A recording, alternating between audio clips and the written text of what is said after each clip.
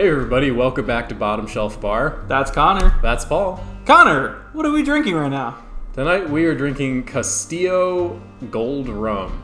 It is a $10 per liter rum. Which is honestly kind of absurd. Yeah, it's very cheap. It's 80 proof, as you might guess. And where does the gold color come from? Probably not barrel aging. It's owned by Bacardi, but you have to really dig to find that out, so that doesn't bode well. Basically, you have to find the actual trademark filing for the Ron de Castillo, whatever the company that does this. It's Bacardi's very, very cheap brand, so we're going to taste it now. Let's have shots. Yeah. It looks even more suspicious out of the bottle. Oh, wait. Hold up. I just accidentally dipped my nose in it. Oh, it just says it's trademarked. Oh. Let's go. This smells bad. I dipped my nose in it. It's not the worst thing I've ever had. Smoother than I was expecting, but not great. Dramatically smoother than it seemed like it should have been. It's really strong caramel notes. Yes. Very strong caramel. Definitely flavored. Suspiciously flavored. Wow, that's caramely. More pleasant than anticipated, but not particularly good. Yeah, that's what I would say. I mean, caramel's not a bad note in anything. It tastes great, because who doesn't love caramel? But you can definitely tell it's artificially there. Yeah, but you know, it could be a lot worse. It was fairly smooth. It doesn't taste bad. It's just a very unremarkable liquor. I mean, it doesn't taste great. It's not great. I was gonna say rum, but who knows what's really in there? And they just flavored it into whatever this is. But it is distilled from molasses. Notably, it does say that specifically in the trademark information. All right, well, bear that in mind, I guess. We're gonna play a game and then we'll make some drinks. That's right. That's the MO. It's the pull-out game, but now it's smaller. We don't know if this is going to work. We tried it for 30 seconds. I did get one cup to successfully go, at which point we decided this was possible, so... Proof of concept. 3, 2, 1, go. I'm not sold. Might have had a fluke.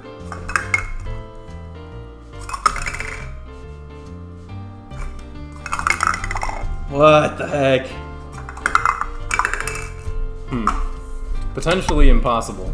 Potentially a fluke. This isn't gonna work. We'll workshop it and come up with something else. But first, we're gonna make a rum and coke the way that they recommend it on the bottle. Which has never been done before. Never had a company tell me how to make rum and coke. Well, here we go. This is rum and coke. It's rum and coke. Specifically, we made it the way they recommend on the back of the bottle. They call it a Castillo and Cola. 1 part Castillo Gold, 3 parts Cola. It also is garnished with a lime wedge, but we're not about that fancy life. I don't have any limes today. Normally we have limes. So yeah, we're gonna see if their recipe is any good. Rum and coke. Cheers. Cheers. I hate it. It tastes perfectly adequate to me. Not good, but adequate for consumption. It's like bitter caramel Coca-Cola. A little bitterness. I don't know. It's not a good example of a rum and coke, but of the rum and cokes that we've had, I think it's one of the better ones. I think based on my experience with this show, I'm really sensitive to artificial flavors and alcohol. Because frequently when they're there, they're very overpowering to me. We had a scotch that had an artificial vanilla flavor in it. We've had stuff with artificial flavors for sure, and it's just so every time it just masks everything else for me. That's what's going on here. This just tastes like a caramel Coca-Cola and slightly bitter. Yeah, Ooh, that was interesting. That last sip was weird. There's definitely a carameliness that you're not expecting, and then the bitterness kind of comes towards the end. Yeah, odd experience. Very weird. Not awful. I almost feel like it'd pair weird with the lime, if I'm being honest. I almost feel like I'd rather have it with a lemon for flavor profile. But lemon goes nice with Coke too. It does. But it works. It's not good, but it's caramel's too strong. It's not terrible. But yeah, we're gonna try our reworked game now. Yeah, more playtesting was involved. All right. We changed the game slightly to make it 3 stacks of 2. It seems to help. Paul has a secret strategy. We'll see if that helps him. That's right. 3, 2, 1, go. Does that count as on? Sure. We've counted that before. All right. The secret strategy made a difference. Next up, we're going to make a daiquiri. And that's right. Maybe the game will change again. You never know. It's daiquiri time. Typically, you'd make this with a light rum, like Bacardi, famously. But we decided to make it with this gold rum because it's not. We don't think it's actually aged. We think they're lying. Yeah, I think it's caramel color and caramel flavor. So we're gonna try it and see how it is. Daiquiri being 2 parts rum, 1 part lime juice, 1 part simple syrup. Also, basically every liquor goes with simple syrup and citrus. Yeah. So let's do it. Yeah. That's weird. Not terrible up front, weird finish. Kind of you drink it at first and you're like, that's a drink. And then caramel happens and a little bit of bitterness happens, as we've seen with the shot and the rum and Coke. You ever have those, like, I'm sure you know what I'm talking about. Those, like, foil wrapped chocolate oranges that you, like, smash and you, like, eat the chocolate out of? Oddly specific, but yes. But you know what I'm talking about, right? Like the combination of flavors. This is like that, but like 10 times worse. Yeah, I don't think it's bad, but it's not. Something's not right. I would be very dissatisfied with this daiquiri if I were served it. As a daiquiri, it sucks. As a drink, it's drinkable. It is drinkable. The ethanol is really strong. There's a strong taste, there's a strong taste of alcohol. I think you're getting too fancy. My taste is definitely. I think you're going soft. All right, well, just say it. My taste is becoming very sophisticated, and by that I mean I'm starting to become repulsed by any alcohol that's like less than $30 a bottle. So. It was game part 3 now. Game part 3. All right, Paul told me what the secret is, so we'll see if that helps me. 3, 2, 1, go. Not really. All right. A narrow victory, to be sure, but a welcome one. All right, the last drink that we're gonna do is a little fancier. It is El Presidente.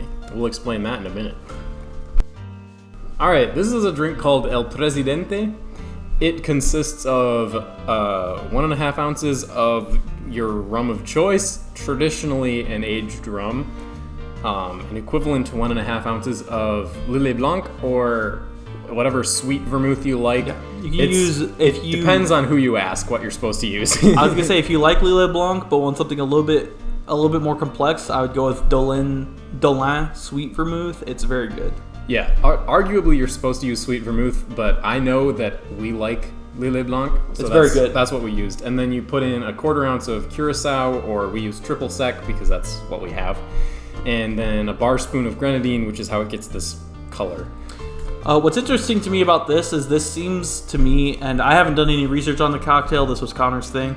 However, this seems to me like a riff on the Manhattan. The inclusion of grenadine, which is not cherry, but is pomegranate, but it's kind of similar to cherry, mirrors to me the inclusion of garnished cherries in a Manhattan. And of course, a Manhattan is a whiskey or rye with sweet vermouth. So to me, this is like a, almost like a Cuban Manhattan or something.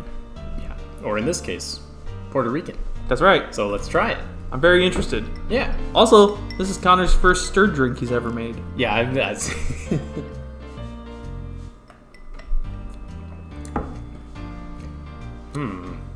That sure is interesting. Given better ingredients, I think it would be really good. But right now, the only good ingredients are the triple sec and the Lillet Blanc. And the Lillet is great. That floral quality is there. I love it. It shines through. I would recommend using that. This has... I haven't talked about this yet, but this has like a tongue coating quality to me. It does. That I don't like because I don't think that should be there in a liquor. I think liquor should be clean. Also, that to me shows a certain level of viscosity that can only be added through sweeteners. So I think this is probably a sweetened liquor, which I'm also kind of against. Yeah, I have to say this drink is almost unsettlingly viscous. The same way a Manhattan is. To be fair, it has triple sec and grenadine in it, but still, it's got hardly any of each. Something ain't right here. Well, okay. To speak to that, a Manhattan is typically 2 parts of the whiskey of choice to 1 part of sweet vermouth, whereas El Presidente uses equal parts of each, and both Lillet Blanc and any sweet vermouth you use are much more viscous than liquor, so that's probably part of it, is this is already slightly more viscous than maybe like a Manhattan's really intended to be. But yeah, you're right, this is like a weirdly thick drink. Using a better grenadine and a better rum, I think this would be an amazing drink. Yeah, actually, I'm very impressed by this. And in the weeks to come, I will probably be buying a good aged rum specifically to try this drink with better ingredients. And probably with Dolan Blanc, because I love Dolan. But that being said, this is good. This rum doesn't work for it. Yeah, I don't know. It's still like interesting using I almost just called it El Castillo, which wouldn't be wrong. But yeah, Castillo is not a great rum to make El Presidente with, and that caramel quality is too strong in it. It seems to overpower a lot of that complexity you're looking for. It's fake aged. It's not real aged. Also, yes, I'm at this point certain that it's not real aged. There's no wood or smoky qualities to it whatsoever. Like at all. And if this was aged in a barrel, there would be some tannins present. There's literally just no tannins in this. There's no sense of bitterness. There's none of that's there. Yeah. So to me, there's no way this is aged. Yeah, that's our conclusion. We're gonna play our game one more time, and then we'll give you our closing thoughts. Cut. Okay, it's the game. Here it is. 3, 2, 1. Wow, had I not screwed that up? All right, well, that counts. Yeah, I guess Paul's... You know the joke I'm gonna make. Pull out game strong. But it's time to give Castillo Gold Rum a score. This is, of course, on our classic table, our classic scoring system that we've been espousing for some of the weird things we've been trying. Yes. I'm thinking a 3 out of 5, because it's like perceptibly fake and artificial, but for $10 for a liter, I think this is pretty hideable for certain things. It makes drinks that if people are not like snooty about their liquor, they could probably enjoy. I'm adding to you. Well, here's the thing. Yeah, my rating for this is a 2 out of 5. For similar reasons, it's discernibly artificial, which I think is really bad if you could tell a liquor is artificially flavored, especially when you could tell through Coke. I think that's just an awful indication of its quality. That being said, the reason I give it a 2 out of 5 and not a 1 out of 5 or even lower, it is still drinkable. It doesn't burn as much as some of the other alcohols we've tried that are still 80 proof. Like, you could drink this. I just really would rather not. But at $10, you know, I think 2 out of 5 is pretty reasonable. If you need alcohol, this is, I think, one of the better super cheap options you could get. I will say, I think if you're only drinking to get drunk, this and Dr. Pepper would do you just fine.